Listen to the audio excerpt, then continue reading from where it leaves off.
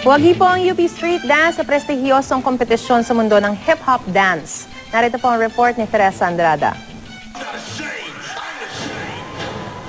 Sa kanilang pamatay na moves, planchadong choreography at sabay-sabay na paggalaw, talagang di kukurap habang pinanonood ang pagsabak ng UP Street Dance Club sa 2013 World Hip Hop Championship sa Las Vegas, Nevada sa Amerika.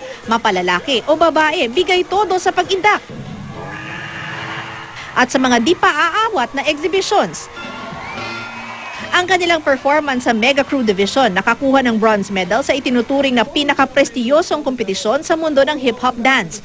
Ang score, 8.47, ilang puntos lang ang lamang ng silver medalist na praise team ng Canada na nakascore ng 80.80. Ito na ang ikalawang beses na nag-third place ang UP Street Dance Club sa kompetisyon.